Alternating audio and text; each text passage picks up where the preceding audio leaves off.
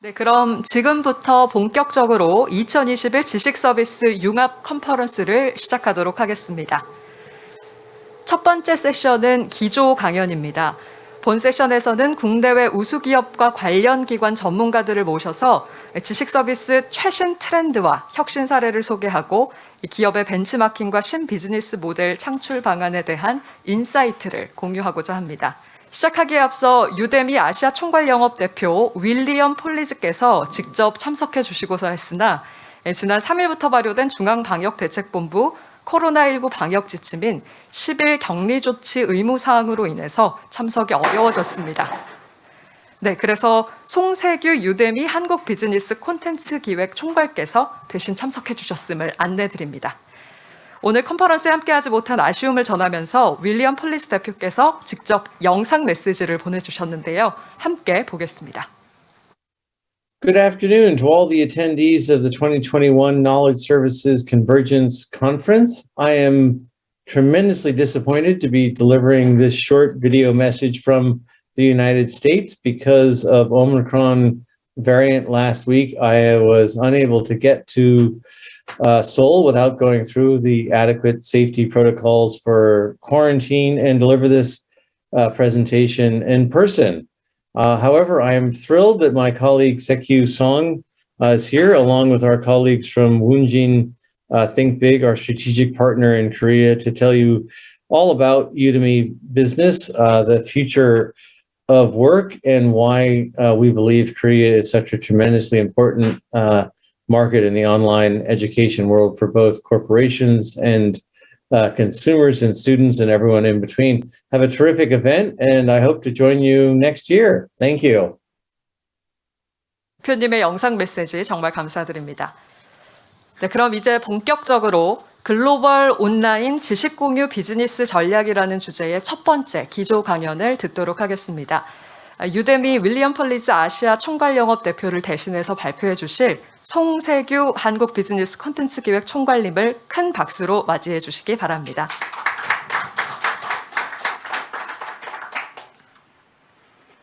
네, 안녕하세요. 송세규입니다. 예. 저는 오늘 저희가 글로벌리 사업을 운영하면서 얻은 인사이트를 갖다가 이제 말씀드릴 테니까, 이게 제가 오늘 말씀드리는 내용이 저희 한국의 우수한 에듀테크 기업들이 전 세계로 이제 사업을 이제 펼치는 데 있어서 도움이 되면 좋겠습니다. 저희 회사가 성장한 가장 짧게 말씀드리면은, 교육의 기회를 갖다가 이제 충분히 영위할 수 없는 그런 이제 지역에서 자란 터키 청년이 어떻게 하다 보니까 샌프란시스코에 와서 사업을 시작하게 되었고, 또 이제 스타트업 입장에서는 이제 좋은 엔지니어를 갖다가 이제 채용하는 게 쉽지 않은 일이기 때문에, 그래서 터키에다가 또 다른 엔지니어링 사무실을 얻었고, 그리고 인도에도 얻었고, 그리고 나중에는 또 이제 유럽에서 좋은 인재들이 많은 이제 더블린에서 또 사무실을 열었고요. 그리고 저희가 얼마 전에 이제 기업 공개를 했는데, 기업 공개하기 전에 이제 마지막에 투자했던 회사는 중국 텐센트이고, 그 전에 투자했던 회사는 또 남아공 네스퍼고, 그 전에는 일본 베네스고, 또 그리고 이제 한국에는 또 워낙 저희 대한민국 중요한 시장이라 웅진 팅크빅이랑 같이 사업을 하고 있습니다. 이렇게 하다 보니까 유데미는 어느 나라 회사예요라고 얘기하면 솔직히 애매하거든요. 본사는 샌프란시스코 있긴 하지만, 근데 아마 제가 이제 뒤에도 말씀드리겠지만, 이게 저희 회사뿐만이 아니라 모든 회사들이 정말 다 이렇게 글로벌 환경에서 근무를 하고 이에 따라 또 많은 변화를 겪고 있기 때문에, 제 생각에는 저희 이제 한국의 이제 에듀테크 기업들한테 글로벌로 진출할 수 있는 좋은 지금 시장 상황이 만들어지고 더 성숙하고 있다고 생각을 합니다. 그래서 이거는 저희가 이제 전 세계 이제 기업 고객들을 대상으로 이제 기업 교육을 운영하다 보니까 그분들이 어떤 생각을 하시는지 여러 이제 리서치 업체나 컨설팅 업체를 통해서 이제 문의한 결과, 첫 번째로는 모든 직원들의 40% 이상은 3년마다 계속 새로운 기술을 배우지 않으면은, 습득하지 않으면 더 이상 업무를 하기 힘든 그런 상황이라고 합니다. 엔지니어 분들께서는 쉽게 공감하실 건데요. 본인이 쓰시는 툴이 계속 새로운 기능이 나오고 이러니까 그것뿐만이 아니라, 근데 이제 사무직 직원들도 새로운 기술을 습득하지 않으면은 계속 하는 업무가 너무 빠르게 변하기 때문에 쉽지 않은 상황이고요. 그래서 이제 저희가 KPMG랑 같이 해서 이제 CEO 분들한테 새로운 전략을 수립하고 그에 맞춰서 경영을 갖다가 운영하시는 데 있어서 가장 큰 리스크가 무엇인지 여쭤보면 전부 다 인력과 관련된 인재와 관련된 탤런트 리스크라고 1등으로 꼽으십니다. 그러니까 회사가 내년에 전략을 또 이렇게 수정할 건데 6개월 뒤에 또 이렇게 바꿀 건데 그때 우리 팀원들이 그에 맞는 기술을 가지고 있는지 그거에 대해서 항상 제일 고민이 크다고 하십니다. 그 문제는 이 변화의 속도가 시간이 지날수록 이렇게 직선으로 변하는 게 아니라 이렇게 J자 커브를 그리면서 바뀌기 때문에 이 변화의 속도 너무너무 빠르고요. 참고로 지금 보면은 또 이렇게 그 변화에 민감한 사람들이면 어찌 보면은 그 지금 취업 시장에 나와 있는 대학생 졸업생들이 또 거기에 민감할 수가 있는데 그 뭐 서울대 경제학과의 졸업생의 한 절반 가까이가 요즘은 컴퓨터 공학을 갖다가 복수 전공하는 그런 상황으로 빠르게 변화하고 있다고 합니다. 그러다 보면은 결국에는 이 빠른 변화에 어떻게 저희가 적응을 해야 될까요? 결국에는 이제 업무의 디지털화가 중요한데 전략을 수립하고 경영을 하는 과정 그리고 심지어는 뭐 인사 운영이라든지 이런 게 전부 다 디지털화 되어야지 이 빠른 변화에 적응할 수 있고요. 마침 그에 맞춰서 오늘 국회에서 촉진법도 통과해 주셔가지고서는 진심으로 감사하게 생각됩니다. 근데 결국은 이렇게 그 디지털 전환이 빠르게 이루어져야지 기업 입장에서는 비용도 줄어들고 그리고 생산성이 향상되고 당연히 그러면 제공하는 서비스의 재구매율도 높아지고 매출도 더 올라가고 그래서 사업이 지속령이 가능한 그런 상황으로 지금 살고 있고요. 또 마침 또 제 다음에는 홍정민 소장님께서 디지털 전환에 대해서 또 더 구체적으로 말씀해 주실 거니까 저희 잘 경청하도록 하겠습니다. 그리고 이제 회사 기업 교육의 그 변화가 어떻게 흘러왔는지 짧게 이제 언급하고 말씀드리면은 예전에는 이제 뭐 승격자 교육해서 이제 어디 연수원에 가서 이제 5일 동안 교육을 하기도 하고 그 와중에 이제 LMS가 있으면서 거기에서 수없이 많은 이제 교육 컨텐츠 중에 원하는 걸 골라 듣고 이렇게 하다가 그 다음부터는 이제 LMS의 이제 그 직무 개발이 이제 연관이 되면서 이 A라는 직원이 이런 과정을 거쳐서 관리자로 성장할 수 있으니까 이런 교육을 해야 돼라는 식으로 이제 바뀌었다가요. 그 다음에는 이제 70, 20, 10 이런 룰이 생겨서 한 직원이 그 필요한 지식의 70%는 업무를 통해서 얻고 20%는 주변 사람들한테 배우고 10%는 이제 개인이 이제 학습을 한다 이제 이런 식으로 갔다가 요즘에는 정말 이제 그냥 마이크로 러닝이 됐습니다.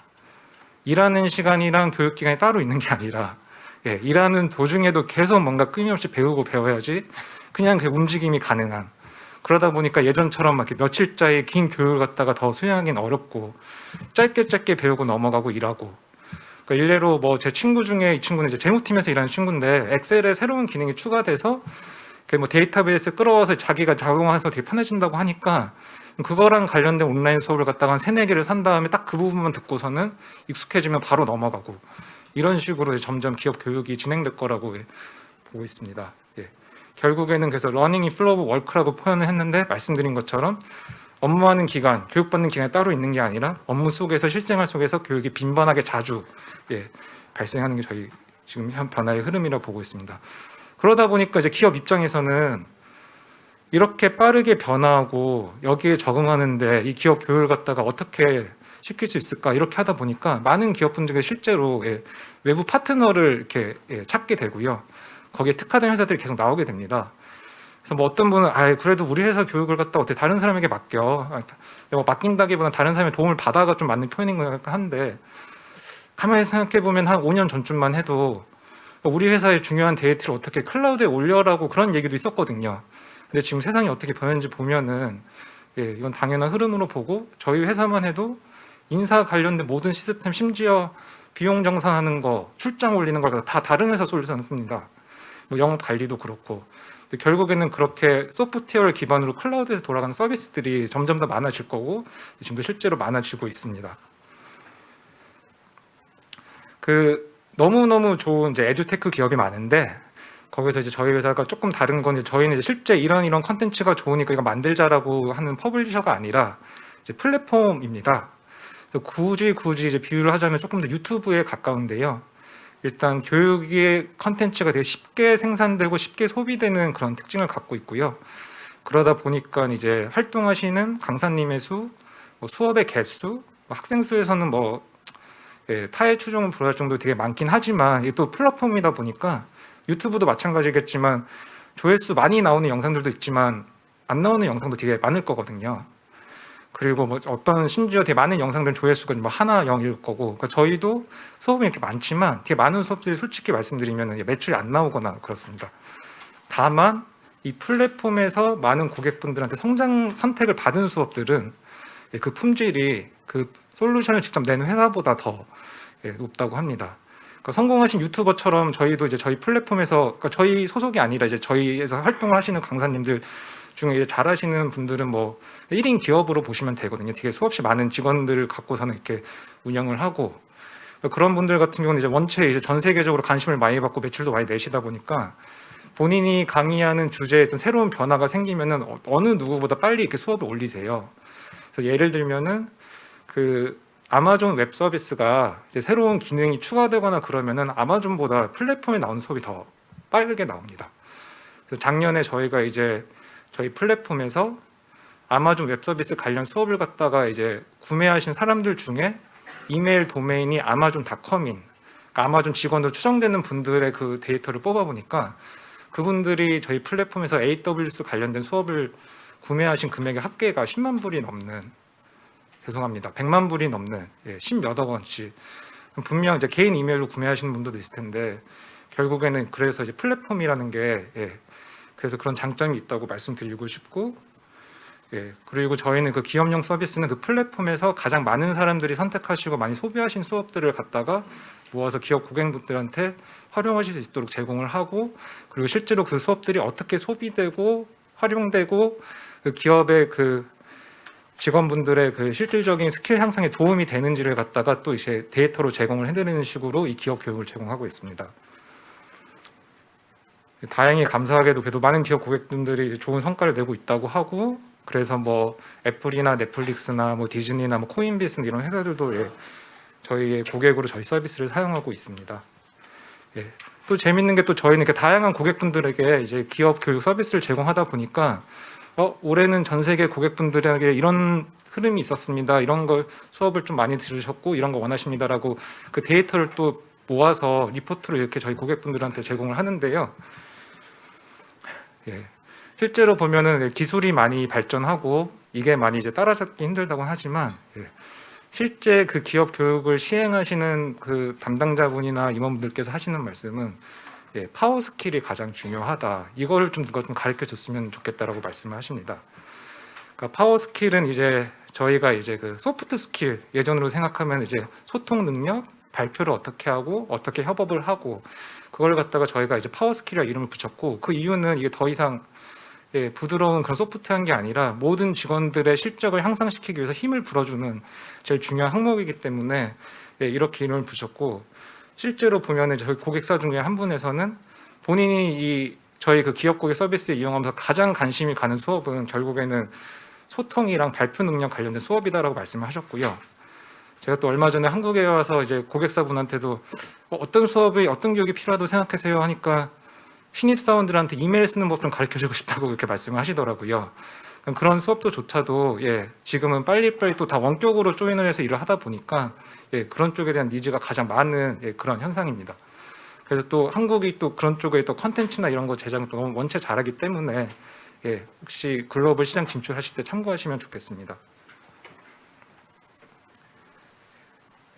결국에는 그 왜 L&D가 이제 교육이랑 개발이 회사 전략 수입에 들어가야 되는지, 이게 왜 중요한지 이제 기업이나 조직을 이끄시는 분들은 이제 그걸 왜 알고 계시는데 그거에 대해서 말씀드리는 장표인데요. 결국은 변화가 빠르다 보니까 전략을 수립하는 단계에서 내년도 사업이 어떻게 운영될 건데라고 얘기하는 데 있어서 그러면 교육은 어떻게 시킬 건데, 그렇게 해서 어떻게 하면 우리가 그래서 이 집을 갖다 낮출 건데라는 고민이 이제 항상 들어가야 된다고 이제 저희는 데이터를 통해서 이제 파악을 하고 있고요. 그래서 말씀드린 게 방금 말씀드린 파워 스킬도 있지만 경영 전반에 관련된 택티컬 스킬들, 뭐 디자인도 있고 UX도 있고 재무도 있고, 그리고 가장 많은 또 디맨드가 있는 이런 기술 스킬들, 클라우드 컴퓨팅이라든지 정보 보안이라든지 이런 식으로 해가지고서는 각각의 이제 수업들이 어떤 식으로 소비가 되고 그 실제로 기업한테 어떤 도움을 주는지에 대해서 저희는 데이터를 제공해 드리고 있습니다. 그래서 파워 스킬에 대해서 조금 더 말씀을 드리도록 하겠습니다. 저도 지금 실리콘밸리에 거주하다 보니까 AI 엔지니어들에 대한 그 수요가 가장 높고, 그래서 AI 엔지니어들이 고생을 해가지고 어떤 새로운 걸 자동화 시키고 막 좋아하고 나서 한 2달 뒤에 엔지니어 한 20명의 자리가 이제 없어지기도 하고, 정말 현실이거든요. 예전에 보면 이렇게 했던 것들이 지금은 다 코딩이 뒤에서 뒷단에서 저희도 모르게 주차장에 도착했으면 주차장에 왔다고 알려주고 다시 이런 상황이다 보니까, 밑에서 보니까 AI 서밋 한다고 이제 로봇가 이제 막 햄버거 들고서 돌아다니고 있던데, 저희 식당에서 일하시는 그건 어떡하지 이런 걱정이 되는 와중인데, 그래도 기계가 못하는 게 있는 게 결국에는 이 소통이랑 수없이 많은 정보에서 어떤 정보가 지금 더 중요한 건지, 이 정보를 그 사람한테 어떻게 전달해야 되는지 등등이 제일 중요하다 보니까, 오히려 이런 시대일수록 이런 파워 스킬이 더 중요하고, 정말 이게 조직의 그 지속적인 영위라든지 효율적인 운영을 위해서 가장 중요한 기술이라고 생각을 하고 있습니다. 제가 생각을 하고 있다기보다는 저희 고객사에서 다 그렇게 말씀을 많이 해주시고 계신 거고요. 그래서 일단은 커뮤니케이션 팀워크 쪽에서 보면은 커뮤니케이션 관련돼서 어떤 게 가장 중요하다고 생각하세요? 그러면 자기 주장이 1등입니다. 그러니까 아직도 이제 많이 다들 이제 줌 스크린에 이제 원격으로 근무를 하다 보니까, 저도 가끔 미팅하고 나면은 나만 얘기했나? 상대방이 도대체 무슨 생각을 하고 있지? 그런 생각이 들 때가 있는데, 그 화상화면을 통해서도 정말 적극적으로 본인의 의견을 잘 얘기하고 뚜렷하게 얘기하고 또 길게 얘기할 수도 없고, 제스처를 갖다가 파악했는데도 제한이 있기 때문에 분명하게 잘 의사소통을 하는 게 가장 중요하다고 저희 고객사에서 말씀해 주셨고요. 실제로 보면 마이크로소프트 팀즈를 갖다가 다 엄청 많이 사용하고 계시고, 그리고 또 문제는 이게 이 원격으로 근무하는 시대다 보니까, 화상으로 들어와서 근무를 하다 보니까 실제로 사람도 안 만나고 하다 보니까 본인의 조직에 대한 그런 소속감이라는 게 예전 같지가 않은 거예요. 그러다 보니까 이직도 너무 빈번하게 하고 이러는데, 그럼에 있어서 더 오히려 이렇게 사람 대 사람으로서 얼마나 적극적으로 우리가 같은 동료라는 인식을 갖고, 비록 화상화면이지만 확신을 심어주는 게 되게 중요하다고 생각을 하고요.